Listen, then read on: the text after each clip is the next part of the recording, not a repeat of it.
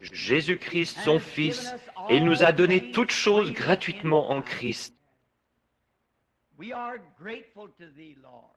Nous te sommes reconnaissants, Seigneur, des privilèges qui nous sont accordés par ce grand sacrifice suprême de Jésus pour nous au Calvaire, lequel nous a réconciliés et ramenés dans la communion, et fait retrouver grâce à tes yeux, afin que nous soyons réconfortés en sachant qu'il est écrit, « Si vous demeurez en moi et que mes paroles demeurent en vous, demandez ce que vous voudrez et cela vous sera accordé. » Nous t'en sommes reconnaissants et te prions de nous donner la foi pour y croire avec tout ce qui est en nous. Maintenant, Seigneur, laisse-nous mettre de côté tous les labeurs du jour, tous les soucis de cette vie, chacun de nous, du concierge au pasteur, si ce n'est d'attendre que le Saint-Esprit nous parle, étant prêts à l'écouter respectueusement, afin que nous puissions accomplir quelque chose de bon et que notre rassemblement nous permette de te connaître davantage. Car, Seigneur, c'est bien pour cette raison que nous sommes venus en cette chaude journée. Parle-nous à travers ta parole vivante et laisse la parole vivante habiter en nous et demeurer en nous, qu'ainsi nous soyons façonnés et formés, non pour ressembler au monde, mais que nous soyons transformés par le renouvellement de notre esprit en la forme du Fils de Dieu. Oh, nos cœurs vibrent à la pensée, et la joie inonde nos âmes de savoir que nous pouvons être appelés fils et filles de Dieu. Nous vivons actuellement les tout derniers moments qui précèdent sa seconde venue. Toutes les nations et les royaumes frémissent sous nos pieds. Toutes les choses du monde sont en train de disparaître. Mais nous savons qu'un jour il viendra et nous emmènera dans un royaume qui n'aura jamais de fin et qui ne sera jamais ébranlé. Et pensez que nous sommes maintenant les sujets de ce royaume. Ô Dieu, circoncis notre cœur et nos oreilles aujourd'hui par le Saint-Esprit, à travers le lavage d'eau de la parole, car nous le demandons en son nom et pour sa gloire. Amen.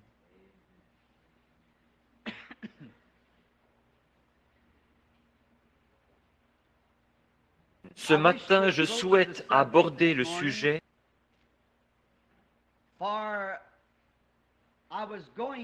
J'aurais parlé de quelque chose d'un peu différent s'il y avait eu un service de guérison, mais nous avons annoncé que les cartes de prière seraient distribuées de 8h à 8h30 ou 9h. Et Billy est venu à la maison il y a quelques minutes et a dit qu'il n'y avait presque personne ici. Il n'a donc pas distribué de cartes de prière. Ainsi, j'ai pensé prendre ce texte pour corriger l'Église. Et j'aimerais parler du sujet suivant, une Église séduite par le monde. Je souhaiterais lire un passage maintenant dans le livre des Juges, au chapitre 16, depuis le verset 10.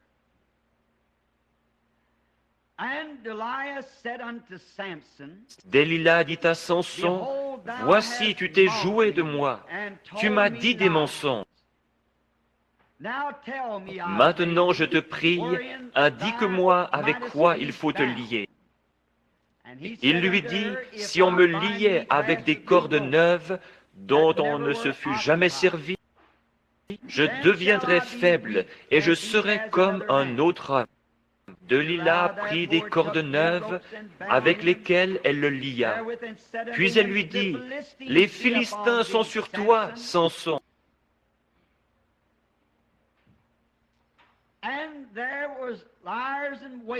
Or, des gens se tenaient en embuscade dans une chambre, et il rompit comme un fil les cordes qu'il avait au bras. Delilah dit à Samson, « Jusqu'à présent tu t'es joué de moi, tu m'as dit des mensonges. Déclare-moi avec quoi il faut te lier. » Il lui dit, « Tu n'as qu'à tisser les 7 tresses de ma tête avec la chaîne du tissu. » Et elle les fixa par la cheville. Puis elle lui dit, « Les Philistins sont sur toi, Samson. » Et il se réveilla de son sommeil, et il arracha la cheville du tissu et le tissu. Elle lui dit, « Comment peux-tu dire, je t'aime, puisque ton cœur n'est pas avec moi? Voilà 3 fois que tu t'es joué de moi, et tu ne m'as pas déclaré d'où vient ta grande force. »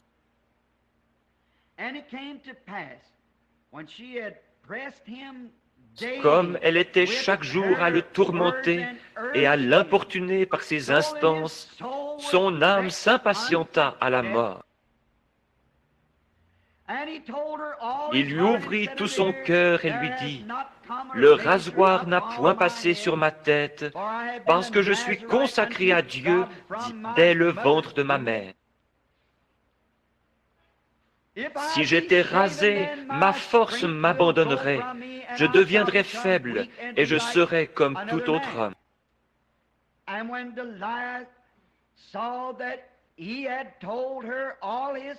Delilah, voyant qu'il lui avait ouvert tout son cœur, envoya appeler les princes des Philistins et leur fit dire, « Montez cette fois, car il m'a ouvert tout son cœur. » Et les princes des Philistins montèrent vers elle et apportèrent l'argent dans leurs mains.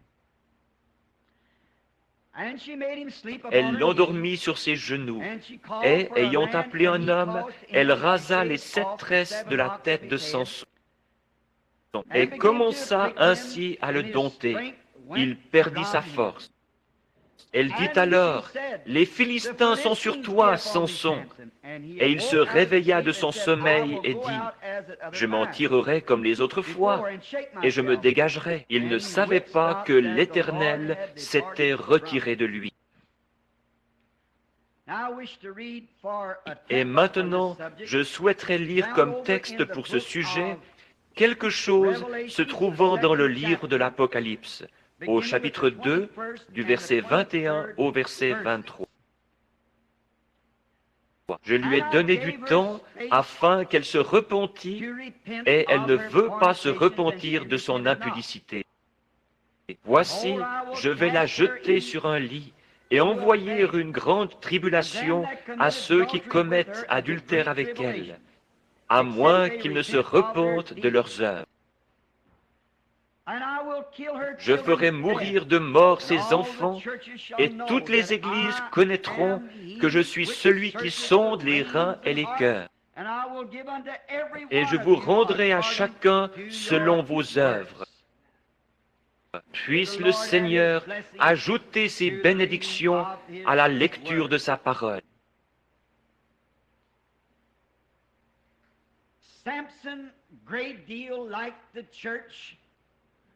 Samson, ressemblant beaucoup à l'Église, a bien débuté. Il est bien parti. Au départ, il fut appelé un vaillant héros. Il commença en servant le Seigneur, en gardant ses paroles et en accomplissant ses commandements. Et c'était un peu semblable à l'Église. Elle aussi est partie, comme on le dirait dans le monde, elle est partie du bon pied.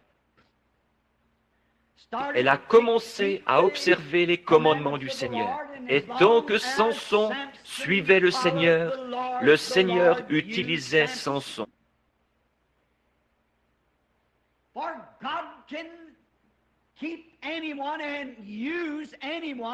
Car Dieu peut garder quiconque et utiliser quiconque le suivra, car c'est l'affaire de Dieu. Mais lorsque nous nous détournons et nous éloignons des choses de Dieu, Dieu ne peut plus nous utiliser. Lorsque fermement nous suivons les commandements de Dieu, Lorsque nous restons dans les pages de la Bible et que nous adorons d'après la parole écrite, que nous l'adorons dans l'esprit et dans la vérité de la parole, alors Dieu peut utiliser n'importe quel individu. Mais lorsque l'idée lui vient de se détourner vers quelque chose d'autre, alors Dieu ne peut plus l'utiliser.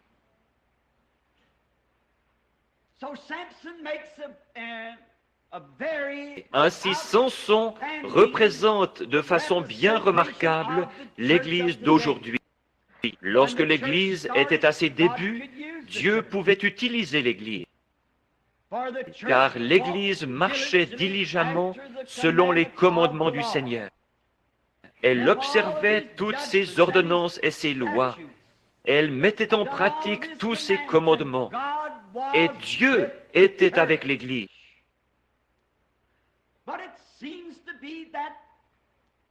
Mais l'Église a l'air de s'être terriblement affaiblie. Rappelez-vous, nous ne sommes pas à un pique-nique, nous sommes sur un champ de bataille.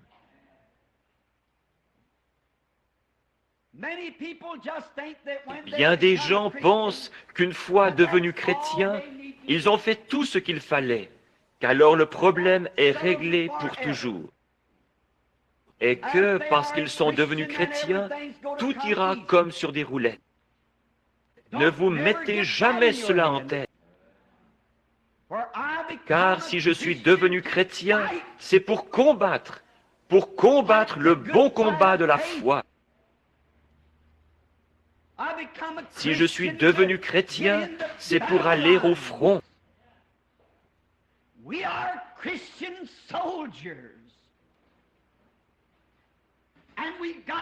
Nous sommes des soldats chrétiens et il nous faut être formés et instruits. Il nous faut connaître toutes les techniques de l'ennemi pour savoir comment nous fortifier et comment livrer le combat. Et nous ne pouvons le faire qu'au fur et à mesure que le Saint-Esprit nous le révélera. Nous ne pouvons pas prendre ce que d'autres nations nous disent lorsque nous allons à la guerre, prendre certaines de leurs idées. Mais nous devons prendre nos propres idées, la façon dont le Saint-Esprit nous dirigera et les idées que lui nous donnera, car il est le commandant en chef de l'armée des chrétiens.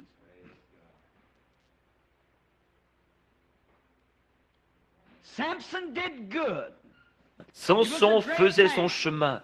C'était un homme remarquable, jusqu'à ce qu'il commence, comme nous pourrions dire, à courir comme un vaurien, jusqu'à ce qu'il commence à sortir de son territoire. Et l'Église courait bien, elle allait bien jusqu'à ce qu'elle commence à sortir de son territoire.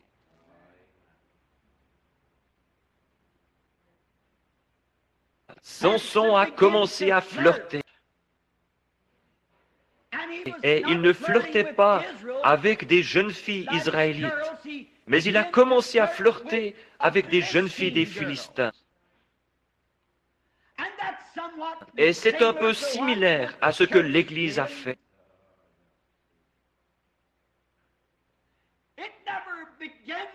Elle n'a pas commencé à faire la cour aux siens, mais elle est partie vers les incroyants. Et elle a commencé à flirter avec les incroyants.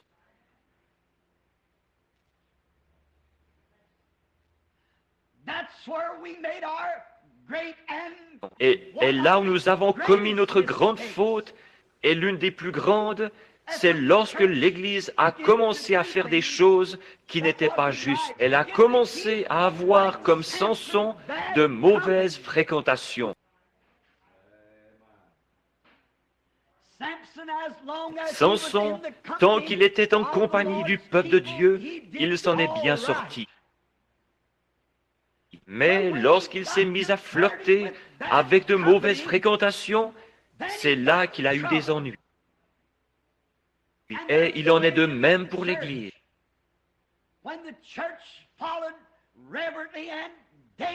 Quand l'Église suivait chaque jour respectueusement la conduite du Saint-Esprit, Dieu les bénissait, et des miracles, des signes et des prodiges suivaient l'Église. Mais lorsqu'elle a commencé à avoir de mauvaises fréquentations avec le monde, l'une des pires choses qu'elle ait jamais faites, et la première chose qu'elle a faite, c'est qu'elle s'est mise à s'organiser, brisant la communion avec les autres croyants, parce qu'elle avait découvert que les nations étaient organisées. Mais ce merveilleux évangile n'est pas destiné à une seule nation ou à un seul peuple. Il est destiné à celui qui le veut qu'il vienne, de toute nation, de toute tribu, de toute langue et de tout peuple. Dieu n'a jamais eu l'intention de nous voir tracer des lignes de démarcation.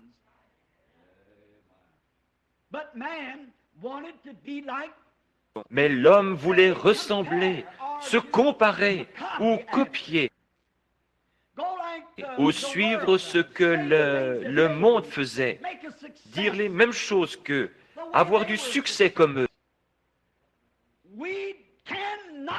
Jamais nous n'aurons de succès à faire quoi que ce soit comme le monde. Nous ne pouvons avoir du succès qu'en suivant les lois de Dieu et sa façon de faire. Jamais nous n'y arriverons en nous modelant sur le monde. Si les compagnies de cigarettes ont eu un succès fou à cause de la télévision, et que les groupes qui vendent la bière et le whisky ont fait fureur par l'entremise de la télévision, ce n'est pas un signe que l'Église aura son succès par la télévision. Le succès de l'Église réside dans la prédication de l'Évangile, de la puissance de Dieu et dans la démonstration de l'Esprit. Nous ne pouvons pas affirmer que parce que la télévision a été utile à la compagnie de cigarettes et aux autres compagnies, nous n'avons pas un seul passage de l'Écriture nous disant d'essayer de nous comparer avec ces gens-là. Et tant que nous le ferons, nous attirerons peut-être les gens en grand nombre, mais ce n'est pas ce que Dieu nous a ordonné de faire.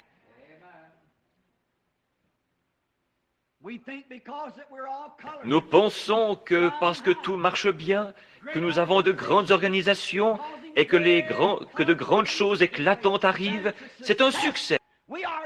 La mort frappe journellement parmi nous, spirituellement parlant. Si nous étions au nombre de 10 millions ce matin, mais que le Saint-Esprit ne soit pas avec nous, nous aurions avantage à n'être que 10 ici, avec le Saint-Esprit avec nous. Nous ne pouvons pas nous comparer au monde. L'une des premières choses, c'est que l'Église a commencé à s'organiser. La première organisation a été l'Église catholique, et ensuite est venue l'Église luthérienne. Lorsque l'Église catholique s'est organisée pour former une organisation, un jour un cri s'est fait entendre. « Les Philistins sont sur toi, Samson !»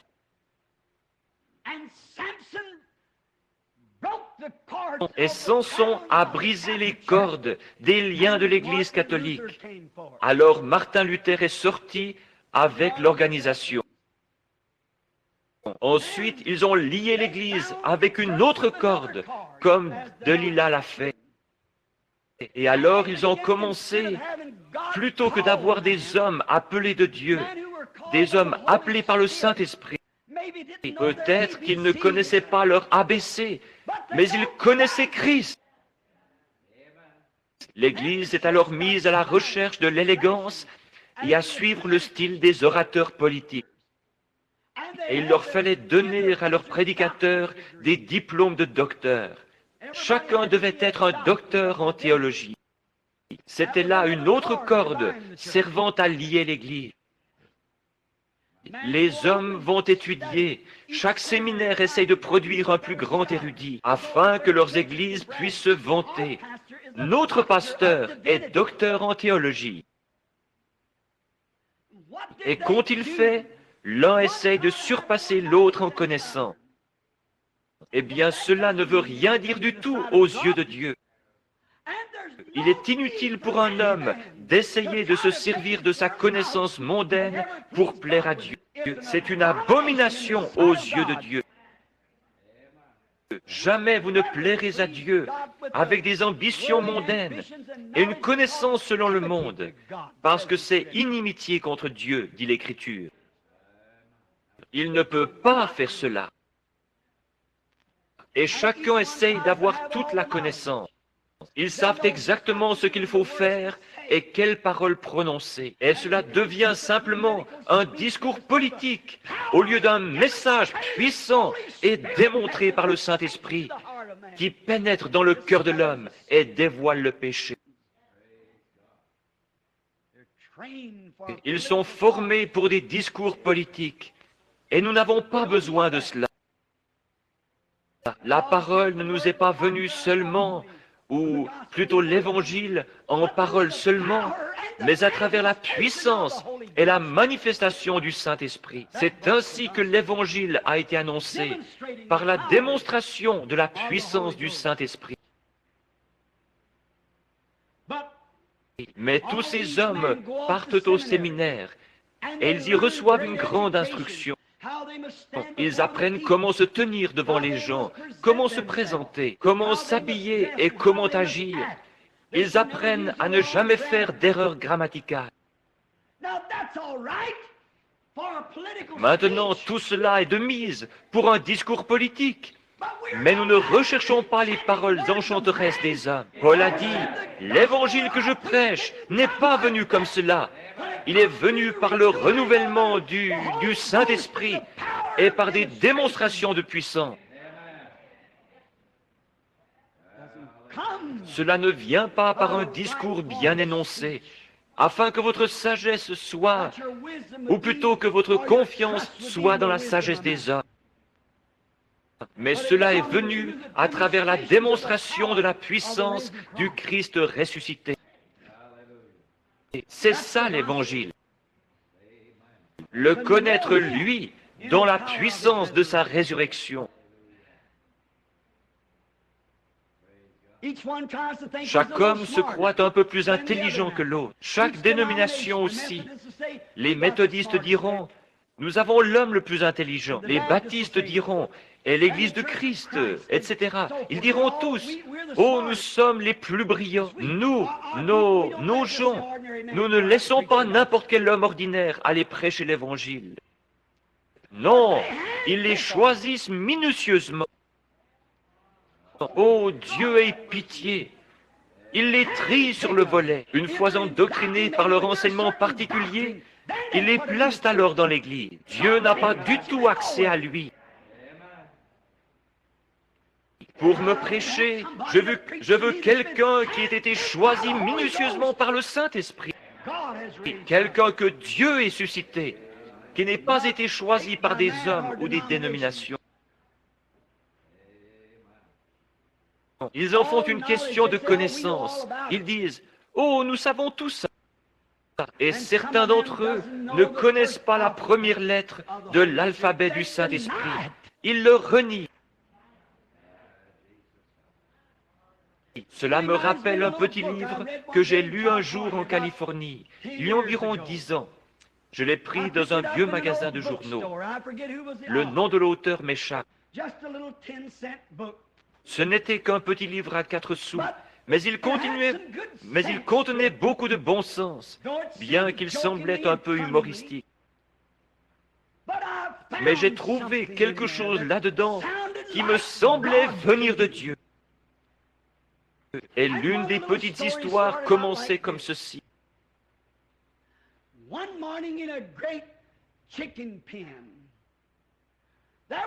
Un matin, dans un grand poulailler, il y avait un certain petit coq qui pensait posséder toute la connaissance qu'on pouvait bien avoir. Le voilà donc qui s'envole sur une caisse et commence à taper avec son petit bec contre la caisse, 4 ou 5 fois. Il renverse la tête un peu en arrière et commence à chanter comme vous n'avez jamais entendu un coq chanter. Il attire ainsi l'attention des autres et dit alors, « Mesdames et messieurs de ce poulailler, j'aimerais vous parler à tous ce matin d'un formidable programme éducatif que nous venons d'élaborer. Il m'a fallu beaucoup d'études et de connaissances, ajoute-t-il en ajustant ses petites lunettes sur son bec. Et j'en suis venu à la conclusion que nous, poulets, nous pourrions améliorer notre condition par davantage de connaissances. Laissez-moi donc vous dire ceci. Si nous creusons, si nous travaillons dans un certain enclos, dans un trou précis, nous y trouverons une certaine vitamine qui nous fera chanter mieux et avoir un plus beau plumage.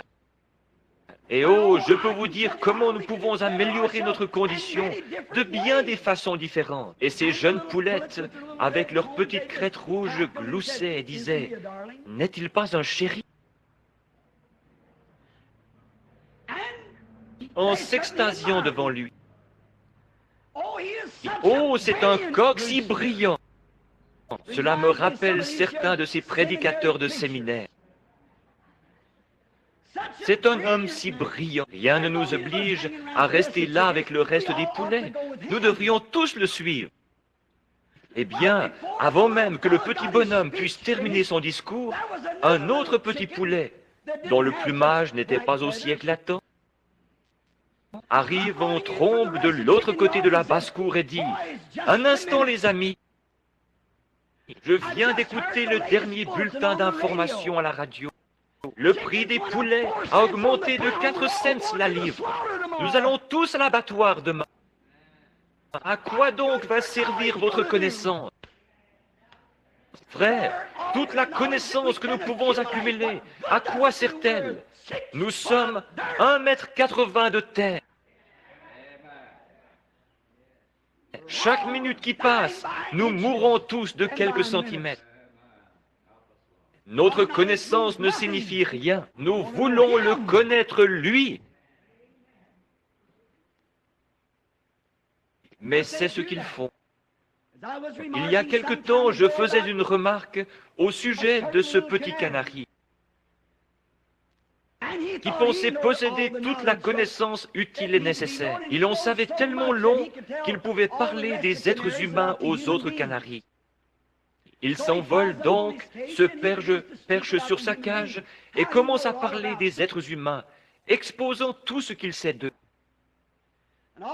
Et tout à coup, un professeur de Purdue s'avance et commence à lui dire quelques paroles très raffinées. Et le petit oiseau se met à sourciller et à tourner la tête. Oh, il avait des yeux, il pouvait voir le professeur. Il avait des oreilles, il pouvait l'entendre. Mais bien sûr, il ne savait pas de quoi il parlait. Pourquoi? Il a une cervelle de canari. Il n'est qu'une tête de linotte. C'est tout ce qu'il a. Il n'a pas un cerveau d'humain. Il ne peut donc pas penser comme les êtres humains. Et un être humain ne peut pas non plus penser comme Dieu. Vous êtes humain et toute la connaissance du monde ne vaut pas plus qu'une cervelle de canari. Tout ce que vous faites, c'est vous faire du mal avec cela. Il vous faut la pensée de Christ. La raison pour laquelle les gens vont se joindre à des organisations et substituent une poignée de main à la nouvelle naissance, c'est qu'ils essayent de contourner la nouvelle naissance. Ils ne veulent pas de la nouvelle naissance. Et ils savent que nous enseignons cela dans la Bible. Ils veulent donc y substituer quelque chose. Chez les pentecôtistes, ce n'est pas mieux. Ils essayent aussi de substituer quelque chose.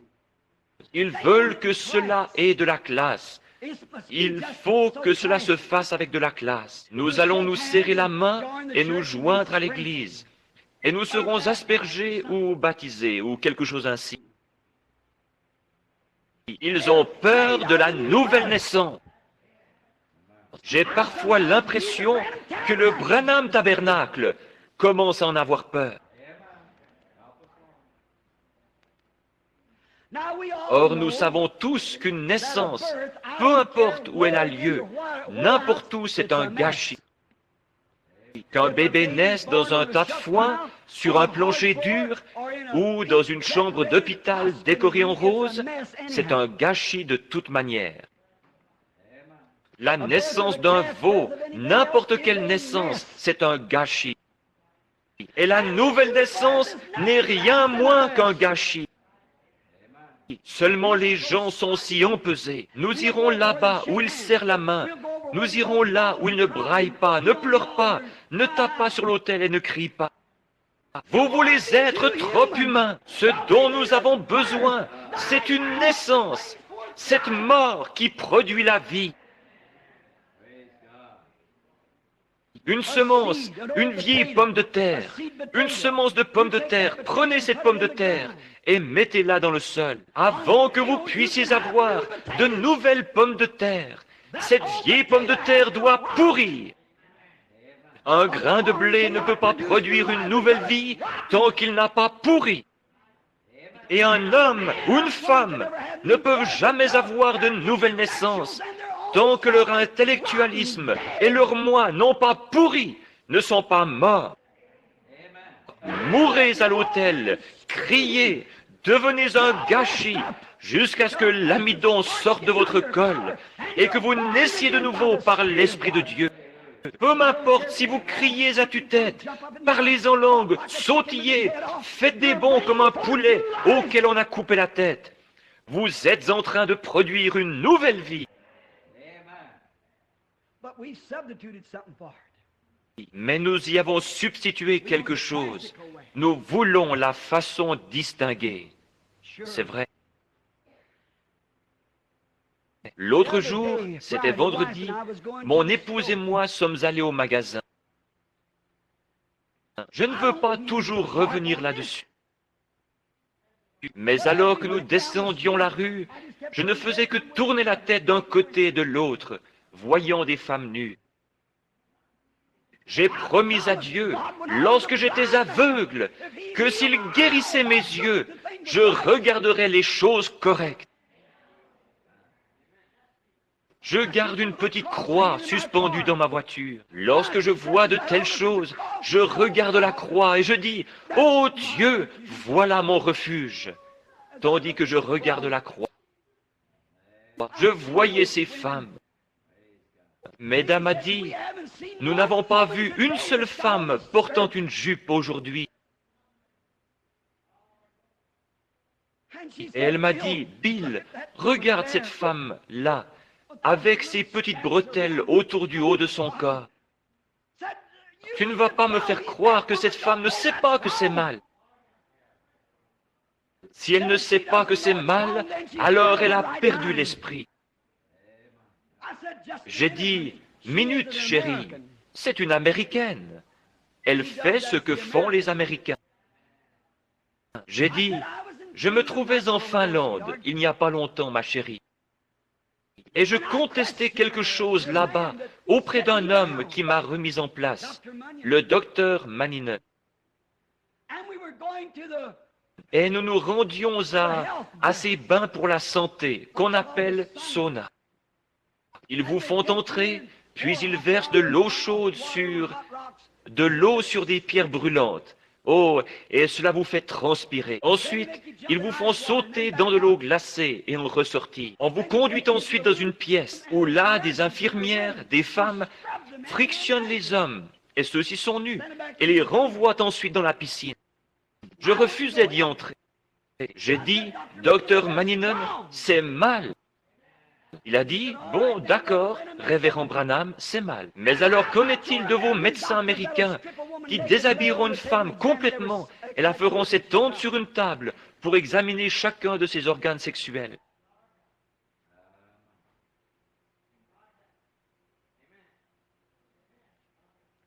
Qu'en est-il de vos infirmières dans les hôpitaux?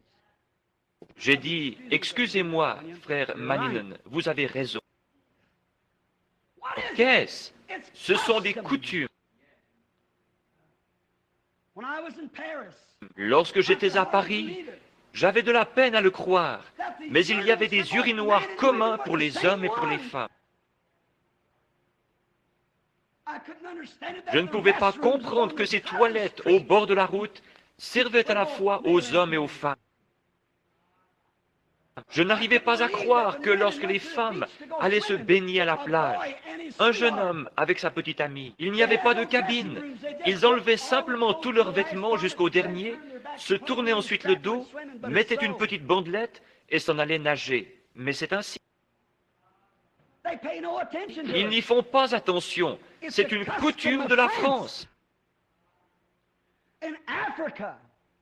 En Afrique, femmes et hommes, les jeunes comme les vieux, marchent dans la savane, complètement dévêtus, sans avoir jamais su ce que c'était que des toilettes, et ainsi de suite, ni même pris la peine de se cacher à la vue des autres. Mais ils ne font pas la distinction. Ils ne connaissent pas autre chose. Ce sont des coutumes des nations. Mais j'ai dit, chérie, nous sommes différents. Nous sommes d'une autre nation. Nous sommes des pèlerins et des étrangers ici. Voilà pourquoi ces choses nous paraissent si fausses. Car la Bible dit que ceux qui professent de telles choses montrent qu'ils sont pèlerins et étrangers et qu'ils cherchent une cité qui est à venir. Tout homme ou toute femme, qu'ils habitent en Italie, en France, en Afrique ou ailleurs, une fois nés de nouveau du Saint-Esprit, ils ne feront pas ces choses-là. Ils ne porteront pas ces vêtements-là. Ils n'agiront pas ainsi parce qu'ils sont d'une autre nation dont le dirigeant et le constructeur est Dieu. Nous sommes du ciel. L'esprit qui est en vous motive votre vie. Si vous êtes américain, vous ferez comme font les Américains. Si vous êtes français, vous ferez comme font les Français et vous critiquerez les autres. Mais si vous êtes de Dieu, vous agirez comme ils le font au ciel, parce que votre esprit vient d'en haut et il vous dirige. Une petite chose à laquelle vous pourriez regarder.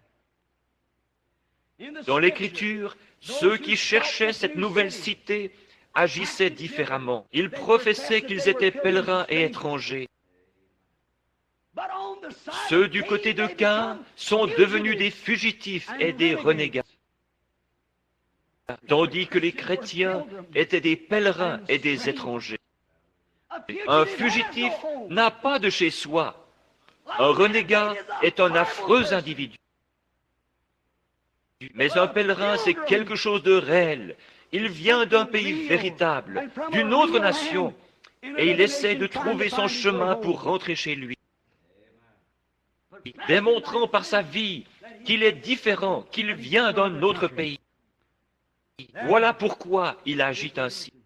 Mais pourtant, ces gens qui agissent ainsi, ces gens qui portent ces choses, laissez-moi vous raconter quelque chose. En Afrique du Sud, j'ai vu 30 000 païens, des indigènes complètement nus. J'ai vu des jeunes filles de 16, 18, 20 ans, des garçons nus comme des vers, se tenant là, avec de la boue sur le visage et tout bariolé, avec des os leur traversant le nez et des morceaux de bois suspendus à leurs oreilles, et avec des os humains se croisant, ou des os quelconques se croisant dans leurs cheveux, des dents d'animaux suspendues à leur corps, nus comme ils sont venus au monde, et ils ne le savaient pas. Mais lorsqu'elles ont reçu Christ, qu'elles sont tombées la face contre terre et ont reçu le Saint-Esprit, elles se sont levées, ont croisé leurs bras sur leur poitrine pour cacher leur honte, et se sont ensuite éloignées et ont trouvé des habits avec lesquels se vêtir. Pourquoi? Ils étaient devenus des pèlerins et des étrangers pour ce monde. Alléluia! Ils s'en étaient éloignés. Oui, monsieur. Oh oui, ces gens se déclarent chrétiens. Ils appartiennent à des églises. Ils s'en vont disant, nous sommes méthodistes, nous sommes baptistes, nous sommes pentecôtistes, nous sommes adventistes du 7e jour, nous sommes ceci ou cela. Cela n'a rien à voir. Votre esprit, la vie qui est en vous, c'est ce qui motive et révèle ce que vous êtes. Jésus a dit, c'est à leurs fruits que vous les reconnaîtrez. L'Église est devenue comme Israël l'était au commencement. Ils ont vu que toutes les nations païennes avaient un roi, mais Dieu était leur roi. Ils ont vu que les nations païennes avaient un roi. Ils ont donc voulu faire comme les nations païennes, et ils se sont achetés un roi. Et en faisant cela, ils se sont attirés des ennuis. Petit à petit, il a commencé à entrer. Petit à petit, le monde a commencé à s'infiltrer en eux. Finalement, cela a abouti en Akab. Un roi s'en approchant un petit peu plus, encore un petit peu plus, et finalement, cela a fait sortir la vie qui était en eux. Ils ont continué ainsi, et lorsque le vrai roi est venu, ils ne l'ont pas reconnu. Et c'est ce que l'Église a fait. Elle a adopté, c'est ça, elle a adopté la politique, l'éducation. Elle a adopté les organisations, la société, les grosses églises, des prédicateurs au style pompeux. Et lorsque le vrai roi vient, ils ne le reconnaissent pas. Ils sont en train de crucifier le Saint-Esprit, celui-là même qui est le roi. Ils ne le reconnaissent pas, mais ils rient de lui et se moquent de lui. Ce que les Juifs ont fait à leur Messie, l'Église est aussi en train de le faire à son Messie. Ils ne le savent pas. Ils manquent de perspicacité spirituelle, étant tellement endoctrinés par ce qui frappe leurs yeux, par les apparences, des bâtiments imposants, essayant de se comparer au monde. Il ne nous est pas du tout demandé de nous comparer au monde. Il nous est demandé de nous humilier. Et une personne équivaut à la majorité en Dieu. Et aujourd'hui, dans le monde, parmi les évangélistes qui parlent de la guérison divine, il y a une telle rivalité, une telle concurrence. L'un dira, « Oh, Dieu soit béni, j'ai eu tant de milliers, j'ai eu une plus grande réunion que vous. » Qu'est-ce que cela peut faire? Que nous en ayons 1 ou 1 million, qu'est-ce que ça peut bien faire? Sommes-nous fidèles à Dieu? Sommes-nous fidèles à sa parole? Supportons-nous le test auquel nous sommes soumis par le Saint-Esprit? Est-ce vrai? Voilà l'essentiel. Mais nous faisons des compromis avec la Bible. Beaucoup de nos pentecôtistes font des compromis quant aux doctrines fondamentales de cette Bible. Mon but n'est pas de vous blesser. Seulement, je suis dans ma propre église. Et j'estime que je peux faire ce que... dans mon église, parce que je prêche l'évangile. Mais il y a des dizaines de milliers de prédicateurs pentecôtistes qui savent qu'il n'existe pas dans la Bible une chose telle que le baptême au nom du Père, Fils et Saint-Esprit. Je lance un défi à l'archevêque ou à quiconque de me montrer où une seule personne a déjà été baptisée dans le nom de Père, Fils et Saint-Esprit. Mais ils font des compromis parce que leurs organisations en ont fait. Il n'y a pas une seule personne dans le Nouveau Testament et pendant les 300 ans qui ont suivi, d'après l'histoire, qui ait été baptisée autrement que dans le nom de Jésus-Christ. Qu'est-ce? L'organisation. C'est ce qui a fait cela, faisant des compromis. Et aujourd'hui, ils ont arrêté de témoigner dans les rues. Ils ont retiré le tambourin de l'Église. Ils ont enlevé toute la gloire de l'Église. Et ils ont de la prédication de séminaire, la prédication d'un petit coq, très raffiné dans la société.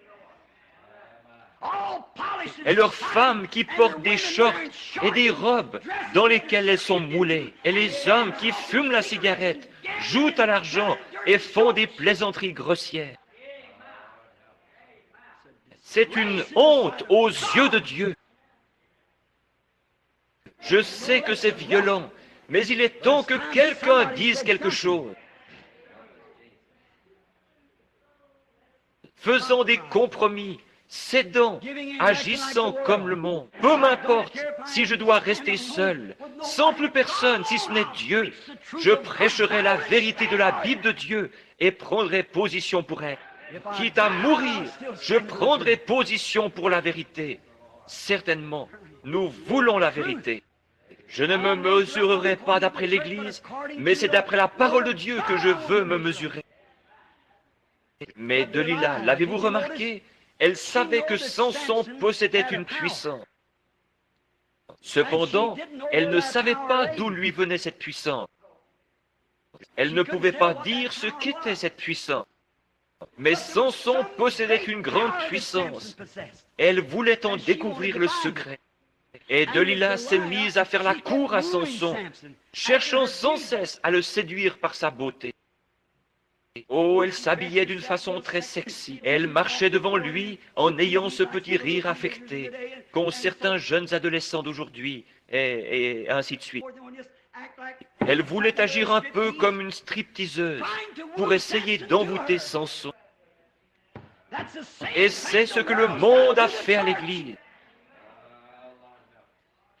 Où est votre grande puissance maintenant? Eh bien, en nous organisant, cela brisera la puissance.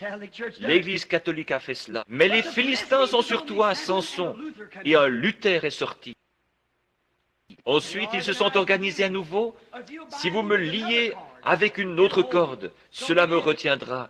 Et c'est ce qu'ils ont fait. Et les Philistins sont sur toi, Samson. Qu'est-il arrivé? Wesley est sorti et a rompu les cordes. Voilà que tu m'as trompé depuis le début. Ne sais-tu pas que je t'aime, Samson? Bien, alors dis-moi la vérité, ouvre-moi ton cœur. Très bien, lis-moi avec une autre corde. Bon, c'est ce que nous ferons. Qu'est-ce? C'est la corde dénominationnelle. Laissez-moi en liberté, que je n'ai pas de dénomination. Alors laissez-moi vous dire, vous m'aurez brisé. Et de là sont sortis les pentecôtistes. Où est votre puissance? Les Philistins sont sur toi. Et il a rompu les cordes de nouveau. Mais maintenant, qu'est-il arrivé? Cela a atteint les pentecôtistes. Ils ont des docteurs en théologie comme pasteurs, de grands hommes. Ils ont autant d'instructions et de rituels que les méthodistes, les baptistes et tous les autres. Lorsque vous allez dans une église, vous ne pouvez pas entendre un seul amen. Ils sont aussi froids qu'un tas d'Esquimaux venant directement du pôle Nord. Froid, indifférent. Et maintenant, les Philistins sont sur toi, Samson. Les Philistins sont sur toi, Amérique. Où est cette unité d'esprit? Où est l'unité de la Pentecôte? Les assemblées de Dieu et l'Église unie, et l'Église de Dieu, et celle-ci et celle-là, chacune avec un isme différent, celle-ci avec ceci et celle-là avec cela. Nous sommes si désunis qu'on peut aller dans une ville pour y tenir des réunions de réveil, et si elles sont placées sous le patronage d'une des églises, les autres n'y assisteront même pas. Les communistes sont sur toi, Amérique. Où est notre puissance? Où est notre gloire? Qu'y a-t-il? C'est que nous avons recherché la sagesse des hommes plutôt que la sagesse de Dieu. Oh, nos prédicateurs sont devenus si raides, si empesés. Ils nous ont organisés si bien que nous sommes empesés et endurcis, au point que les gens qu'on n'entend plus personne pousser un cri de joie dans l'église. On n'entend jamais personne pleurer. Le banc des pénitents a été descendu au sous-sol. Il n'y a plus de gloire dans l'église. Tout ce que nous faisons, c'est rester assis aussi raide que possible. Nous ne sommes pas libres, nous sommes liés. Le diable, avec ses démons modernistes, a lié l'Église du Dieu vivant.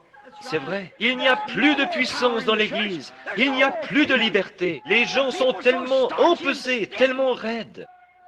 Oh, que Dieu peut venir au milieu des pentecôtistes et prouver qu'il est Dieu et montrer les signes de sa résurrection. Et cela ne les secoue même pas. Gloire! Mais c'est une honte. Je parcours le pays, Dieu agissant, accomplissant des signes, et les gens restent là. Oui, je pense que c'est pas mal. Oh, je sais que c'est possible. Cela ne les remue pas. Pourquoi? Ils sont liés par Delilah, le monde, ils sont enchaînés. Et maintenant, ils les ont même pris, liés dans une confédération. Les Philistins sont sur toi, Samson. Que vas-tu faire à ce sujet? Oh, nous avons de grandes dénominations, bien sûr. Nous avons plus de membres que jamais auparavant. Mais où est l'Esprit? Où est le Saint-Esprit?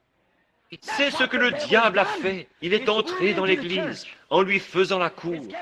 Il a courtisé l'Église sans arrêt. Venez à moi, je vous donnerai un immense tabernacle par ici, si vous faites simplement ceci. Si vous acceptez de vous débarrasser de ce prédicateur fanatique que vous avez, pour prendre un docteur en théologie qui a du bon sens, nous bâtirons une belle grande église de style classique et nous serons comme les autres. Honte à vous! Je préférerais avoir un homme qui n'arrive pas à faire la différence entre des grains de café et des grains de haricots, mais qui soit rempli du Saint-Esprit et par la puissance de Dieu ne fasse pas de compromis. Mais c'est devenu tellement pesé que si un brave saint arrive à se frayer un passage jusqu'à Dieu au cours de la réunion et se met à parler en langue ou à jubiler un peu à haute voix ou à faire quelque chose, les autres vont tendre le cou pour regarder. Qu'est-ce que c'était? Je me demande bien. Oh, c'est sûrement un fanatique qui est entré tout à coup.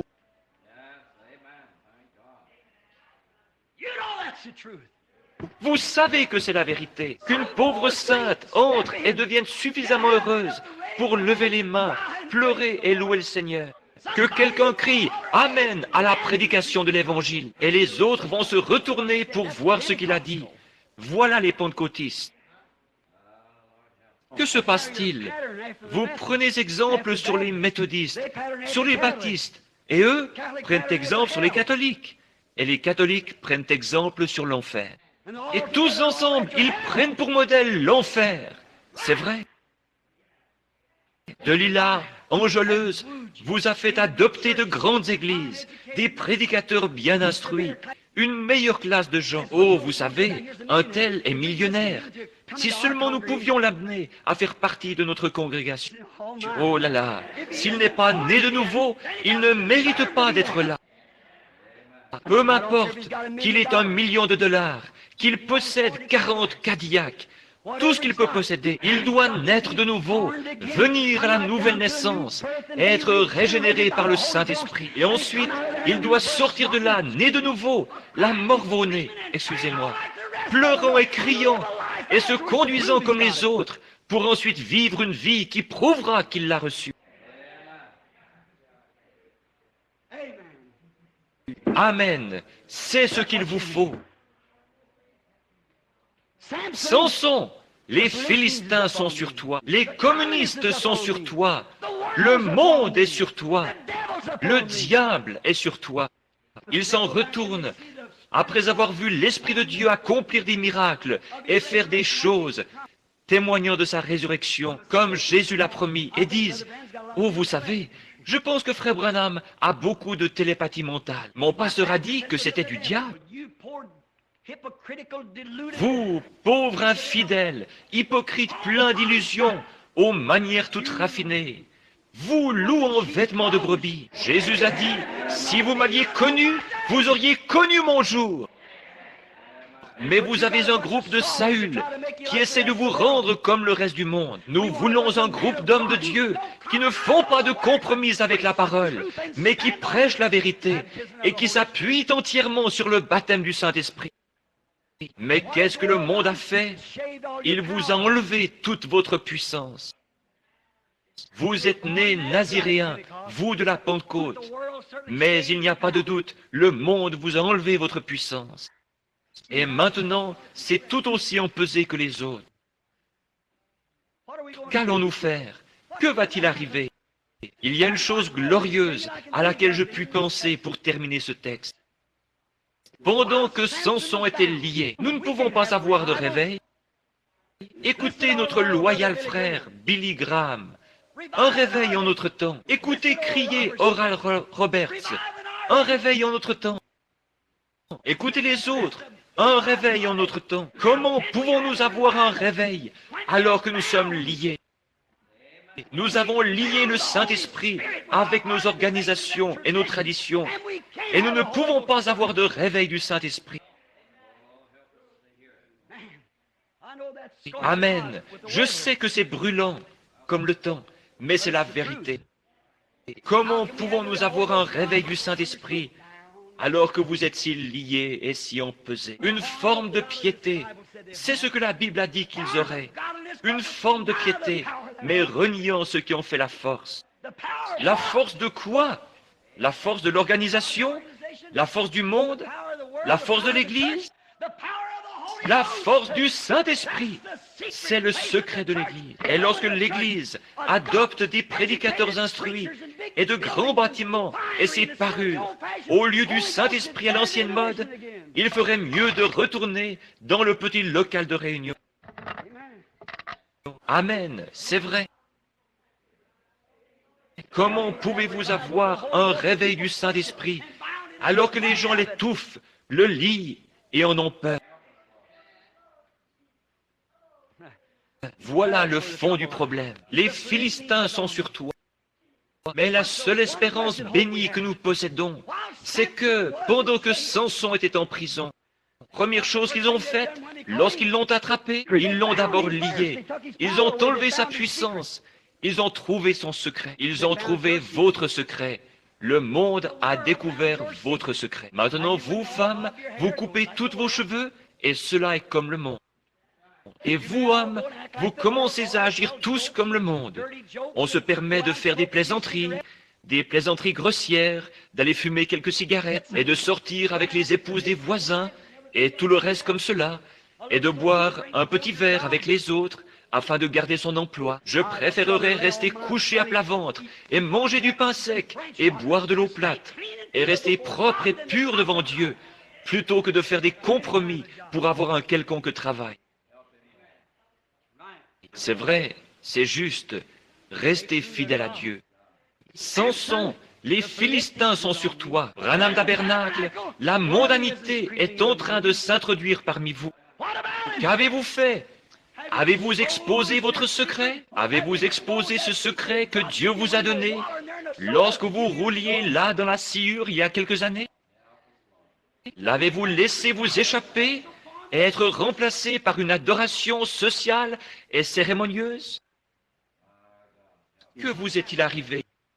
Dieu peut descendre, accomplir un miracle, traverser tout l'auditoire, disant aux gens les secrets de leur cœur et tout, et guérir les malades et les affligés, et accomplir des signes et des prodiges, et prêcher sa parole avec force par le Saint-Esprit, et les gens diront, eh bien, c'est pas si mal. Nous aimons bien entendre ça de temps en temps, si nous ne sommes pas trop fatigués. Ça, c'est le Branham Tabernacle. Les Philistins sont sur toi. Dire que dans le passé, lorsque la parole était prêchée, les vieux saints, les larmes aux yeux, se levaient, se mettaient à marcher en sanglotant, peut-être sans dire un seul mot. Mais ils allaient, venaient simplement, 2 ou 3 fois, puis se rasseyaient. Ils étaient tellement remplis du Saint-Esprit. La parole les nourrissait. L'homme ne vivra pas de pain seulement, mais de chaque parole qui sort de la bouche de Dieu. Les Philistins sont sur toi, Branham Tabernacle. Les Philistins sont sur vous, pentecôtistes. Bien sûr, les Philistins vous ont attrapé, vous les autres. Il y a longtemps déjà, lorsque vous vous êtes organisés si serrés, que rien ne pouvait entrer, à moins d'être soit presbytérien, baptiste, méthodiste, catholique ou quelque chose comme ça. Vous ne vouliez rien avoir à faire avec les autres. Ainsi, en réveillant notre temps, comment pouvons-nous l'avoir, alors que celui qui normalement donne le réveil est lié par le monde? Dieu n'entrera pas là où se trouve le monde, vous pouvez en être sûr. Si vous fréquentez le monde, alors c'est terminé. Lorsque vous laissez le monde s'infiltrer et que vous vous mettez à agir comme le monde, alors vous êtes fini. Mais lorsque vous couperez tous les liens, toutes les chaînes du monde, et que vous viendrez à Dieu, alors Dieu vous utilisera jusqu'à ce que vous vous remettiez à flirter. Mon seul espoir ce matin, pour terminer mon message, le voici. Pendant que Samson était lié, une nouvelle chevelure a poussé. Ô Dieu, envoie-nous une autre église, juste avant la fin des temps. Une église telle que la puissance du Saint-Esprit puisse la pénétrer dans la démonstration de l'Esprit et que Marc 16 puisse accompagner l'église. Qu'Acte 2, 4, Acte 2, 38, que tout cela accompagne constamment l'église. Les signes et les prodiges accompagnaient les apôtres. De grands signes de sa résurrection les accompagnaient. Pendant que nous sommes en prison, assurément, Dieu est en train de faire pousser une chevelure quelque part, en vue de la dernière grande mise à mort. Puisses-tu être celui-là, toi, ami chrétien, qui es ici ce matin. Puisses-tu être celui dont la force commence à augmenter. Je prie que ce message ce matin est là-bas dans le pays où il parviendra. J'espère que ce message contribuera à fournir à votre système la vitamine qui produira à nouveau dans votre vie de la puissance spirituelle. Inclinons nos têtes et prions. Ô Seigneur Dieu, Créateur des cieux et de la terre, auteur de la vie éternelle et donateur de tout don qui est bon et spirituel. Prends ces paroles ce matin, place-les dans le cœur et arrose-les, Seigneur. Puissent les gens prier au sujet de ces choses, voyant que le monde a courtisé l'Église et qu'il a finalement découvert sa puissance, trouvé son endroit secret, trouvé où se trouvait son secret, et la lui a enlevé. Et il s'est emparé des gens qui, une fois, criaient victoire, qui, une fois, avaient la victoire. Et il les a complètement dépouillés, si bien qu'ils restent à la maison le mercredi soir pour regarder un programme à la télévision. Il a retiré la joie de leur cœur et leur a donné davantage d'amour pour le monde qu'ils n'en ont pour Dieu. Il leur a donné plus du monde plus de désir pour les distractions mondaines qu'ils n'en ont pour la prédication de l'Évangile. S'il n'y a pas un grand orchestre et beaucoup d'amusement, d'excitation et de distraction, ils ne veulent plus du vieil Évangile, qui amène des larmes de joie à l'âme, qui ramène la guérison divine, qui redonne les dons apostoliques à l'Église, qui fait intervenir le Christ ressuscité, le Messie de ce jour-ci. Mais ainsi qu'Israël a été lié par ses rois, afin qu'ils ne puissent pas suivre le vrai roi. Le vrai roi, lorsqu'il est venu, ils ne l'ont pas reconnu. Ainsi en est-il aujourd'hui, ô Seigneur. Le roi de gloire est apparu sous la forme du Saint-Esprit. Et Seigneur, ils ne le savent pas, ils ne le reconnaissent pas. Ils sont organisés si serrés qu'ils n'y comprennent rien, parce que ça ne se passe pas au sein de leur organisation. Seigneur, c'est une œuvre du diable qui a fait cela aux gens.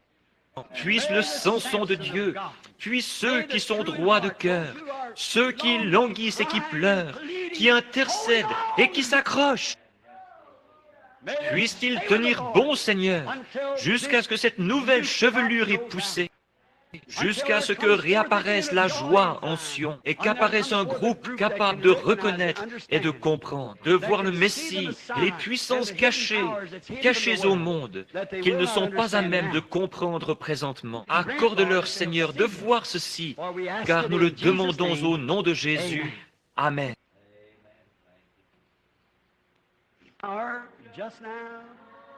Oh Lord, send the power just now and baptize everyone. They were in the upper chamber. They were all with one accord. When the Holy Ghost descended, that was promised by our Lord. Oh, Lord, send your power just now. Oh, Lord, send your power just now. Oh, Lord, send the power just now. And baptize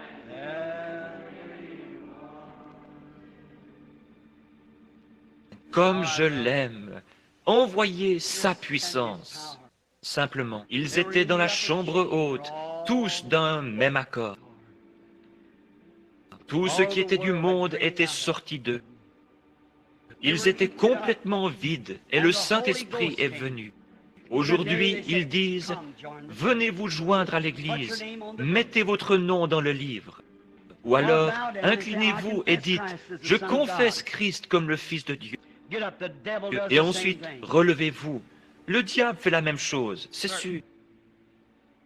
Le diable a été baptisé lorsque Judas a été baptisé. Le diable est allé prêcher l'Évangile lorsque Judas est allé prêcher l'Évangile. Mais le diable n'a pas reçu le Saint-Esprit. C'est cela. Voilà où se trouve la puissance cachée. Cette résurrection, cette certitude absolue, sans l'ombre d'un doute. Amen. Il est ici, ce même Saint-Esprit, celui qui était sur le Messie, est toujours sur son Église. Il ne part jamais. Je serai avec vous tous les jours, même en vous, jusqu'à la fin du monde. Je serai là. Les œuvres que je fais, vous les ferez aussi. Vous en ferez davantage, car je m'en vais au Père. Mais le monde fait des compromis avec cela. Oh, ces choses appartiennent au passé. C'est exactement ce que le diable veut que vous fassiez. Ils veulent que vous fasciniez. Dieu vous veut baptiser. Dieu veut que vous dites, « Oh, je ne suis pas pour cette façon de se conduire. » Alors allez-y et vivez dans votre péché. Vivez dans votre péché. Mais jusqu'au moment où vous aurez pourri, jusqu'à ce que vous ayez pourri à vos propres idées, que vous ayez pourri à vos propres habitudes, et que vous soyez régénérés et nés de nouveau. Et cette nouvelle vie sera entièrement différente de celle qui est tombée en terre. Un grain de blé va en terre jaune, et il ressort vert. Il va en terre dure, renfermé. Il en ressort souple et sensible au vent. Oh, gloire! Alléluia! Lorsque les vents commencent à souffler, le grain ne peut rien faire d'autre que se déplacer et bouger. Mais le petit brin d'herbe fléchit et se réjouit, et il croît alors, il se fortifie. Il ne peut pas devenir un brin d'herbe tant que le grain n'est pas mort et n'a pas pourri. Non seulement mort, mais pourri. Il ne peut pas revenir, mais la vie en ressort. Comme je le disais il y a quelques instants, une naissance, c'est quelque chose d'horrible. C'est dégoûtant, c'est sale. Tout ce qu'il y a de plus dégoûtant. Mais c'est là que se trouve la vie. Lorsque vous vous considérez comme étant souillé, que vous reconnaissez que vos credos méthodistes, baptistes et pentecôtistes ne sont que saleté, et que vous mourrez à l'autel, c'est alors qu'entre une nouvelle vie. Le Saint-Esprit vous élève au-dessus de cela. Vous voyez Dieu. Nous le verrons un jour glorieux. Un jour, au-delà de toute perception mortelle, nous le verrons. Est-ce que vous le croyez? Un jour, au-delà de toute perception mortelle, un heureux lendemain m'attend. Je me tenais ici au coin hier soir et j'ai cru voir le petit rabbin Lawson. Quand il était ici autrefois, il avait l'habitude d'étendre sa vieille canne, de m'attraper par le cou, ici à la chair, et de chanter ce chant. Un heureux lendemain m'attend. Quelque chose est arrivé. Cela a fait sortir le monde. J'ai commencé à voir les choses différemment. Je me suis tellement tracassé au sujet de la façon dont ces Américains agissent constamment, année après année, à la vue de ces femmes et de ces hommes, de la façon dont ils se dégradent et vont dans le péché, que j'en ai presque fait une dépression 2 ou 3 fois, à force de me tracasser à ce sujet. Hier, j'ai dit à Dieu, je ne me ferai plus de soucis. Ta parole a déclaré qu'il en serait ainsi, mais je me tiendrai dans la brèche et je dénoncerai cela de toutes mes forces. L'autre jour, j'étais à Greens Mill, à ma caverne, très loin dans la nature. J'avais prié toute la journée, et vers 3 heures de l'après-midi, le soleil allait se coucher, Et je me tenais là à regarder au loin. J'étais sorti de la caverne, je me tenais sur un gros rocher. Je me tenais là, regardant du côté de l'est et louant le Seigneur. Et je pouvais voir le soleil descendre derrière les arbres au sommet de la montagne. Comme je regardais de l'autre côté du canyon en direction des autres, il y avait beaucoup de feuillage et tout était aussi calme que possible. Et j'ai dit, Seigneur, un jour, tu as caché Moïse dans le creux du rocher et tu as passé près de lui parce qu'il était épuisé. Mais tu as passé et il a dit que cela ressemblait au dos d'un homme. J'ai dit, cache-moi dans le creux du rocher, Seigneur. À peu près à ce moment-là, à côté de moi, est venu un petit vent qui se déplaçait à travers les buissons. Il s'est déplacé comme cela, et est venu tout près de moi un petit vent qui se déplaçait, et il est reparti à travers les bois. Je me suis tenu là.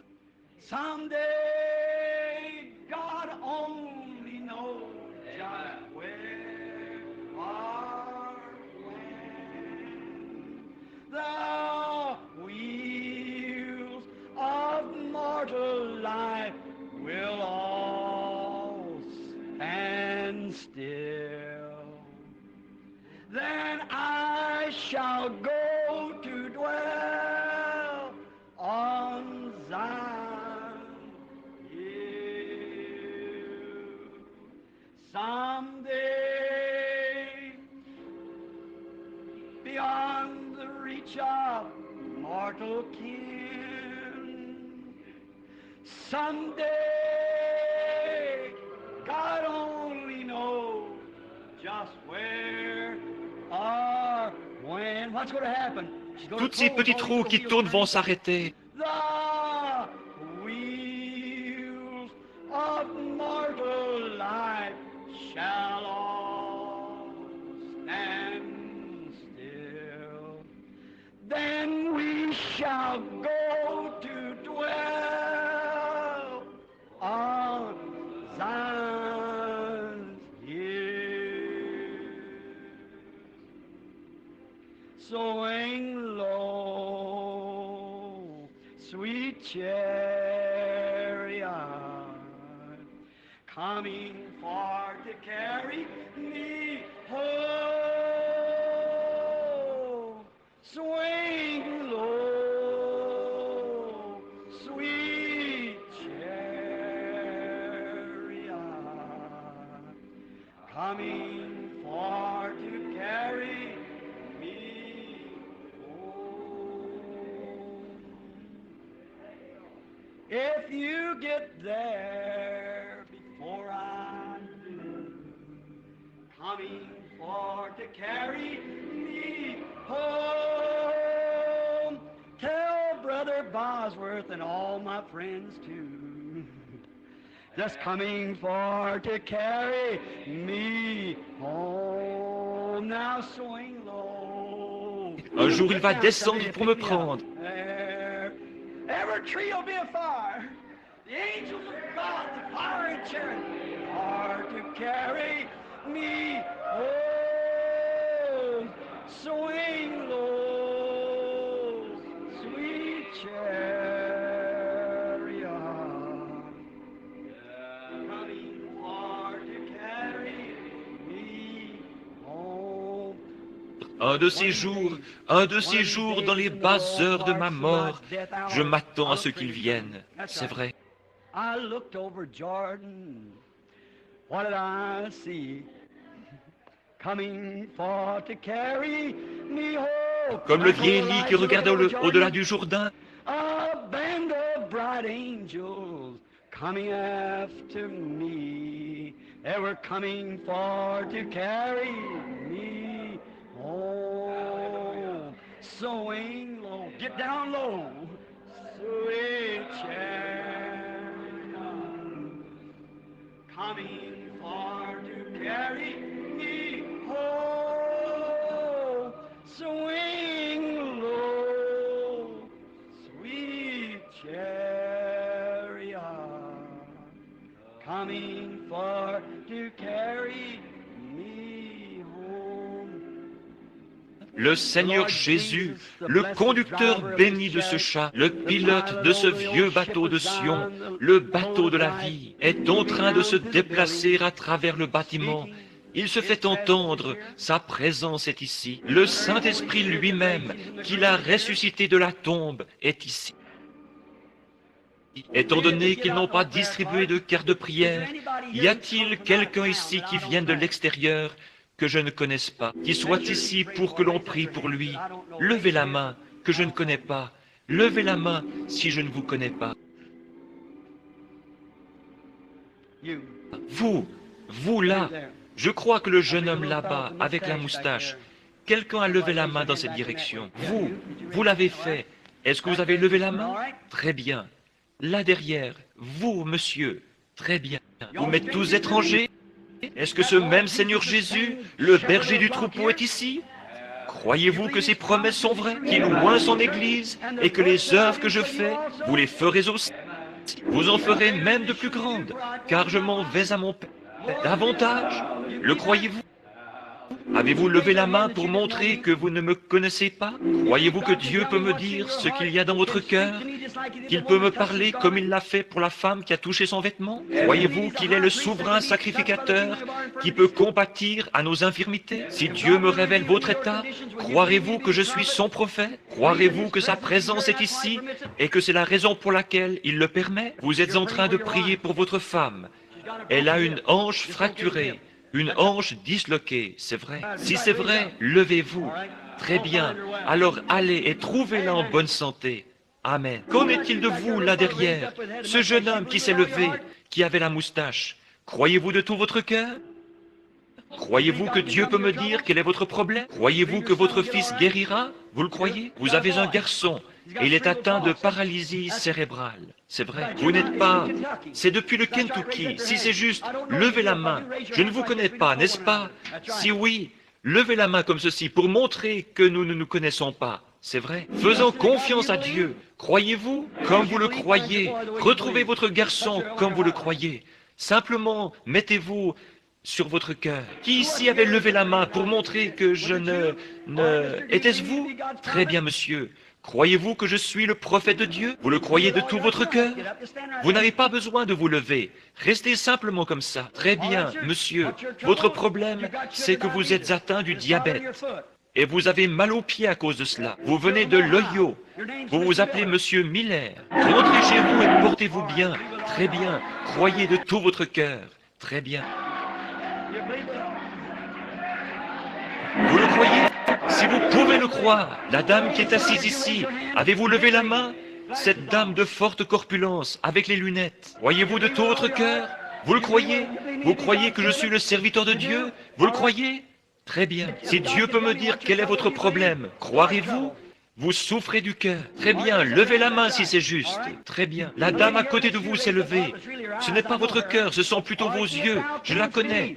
Très bien, si tu peux croire. Et là derrière, l'homme juste à côté, lui aussi, il souffre du cœur.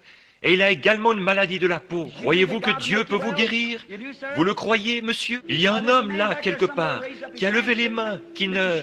Monsieur Schubert, très bien, monsieur, très bien. Croyez-vous? C'est pour vos yeux aussi, n'est-ce pas? Vous priez pour votre mère, qui est aussi assise là. Si c'est juste, levez la main. Nous sommes étrangers, n'est-ce pas juste? Faites signe de la main. Faites-vous signe de la main.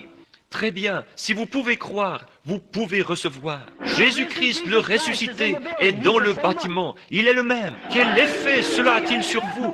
Avez-vous laissé le monde vous soutirer toute votre force? Gloire! Je veux une nouvelle naissance, je veux une nouvelle vie, peu m'importe de quelle façon cela vient.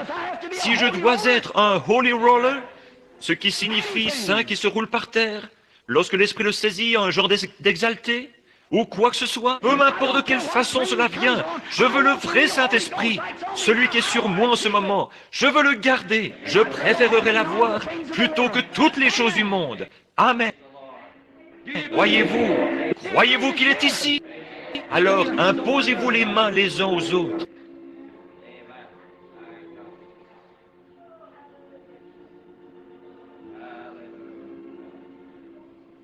Dites-moi encore une chose qu'il pourrait faire. Rien. Ayez foi maintenant. Croyez que c'est terminé. Seigneur Dieu, Créateur des cieux et de la terre, auteur de la vie éternelle, et donateur de tous les dons qui sont bons. Ton esprit est ici, et son onction est tellement forte, Seigneur, qu'on dirait que le bâtiment est en train de respirer sous l'effet d'un mouvement de va-et-vient. Pourquoi les gens ne peuvent-ils pas comprendre, Seigneur? Ont-ils tellement fréquenté le monde? Sont-ils devenus tellement froids, cérémonieux et empesés qu'ils ne peuvent plus te reconnaître? Seigneur Dieu, puisse cette puissance frapper chacun, et que chaque personne malade soit guérie, chaque pécheur sauvé, et que Dieu en reçoive la gloire. Par Jésus-Christ, le Fils de Dieu, je le demande. Amen. Le croyez-vous? Levez les mains. Acceptez-vous votre guérison? Que Dieu vous bénisse. Maintenant, allez et trouvez-le exactement comme vous l'avez cru. Ce sera ainsi. Je vois des visions qui apparaissent sur d'autres. C'est vrai. Je dois revenir ce soir. Si vous ne croyez pas maintenant, vous ne croirez jamais. C'est vrai. Jésus l'a fait une seule fois. Et ils ont dit, tu es. Nous savons que lorsque le Messie viendra, il nous dira ceci. Elle a dit, je sais que le Messie fera cela. Mais qui es-tu? Il a dit, je le suis. Elle a ensuite couru à la ville et a dit, venez voir un homme qui savait ce que j'étais et ce que j'ai fait. N'est-ce pas le Messie? Il a dit, ces choses réapparaîtront dans les derniers jours. L'Église prêchera la vérité. Elle se tiendra sur la parole. Elle mettra en pratique tous les commandements de Dieu. Elle ne s'associera pas avec le monde. Et par son entremise, j'agirai et je ferai les mêmes choses. Mais il a dit, ils seront emportés, enflés d'orgueil, aimant le plaisir plus que Dieu.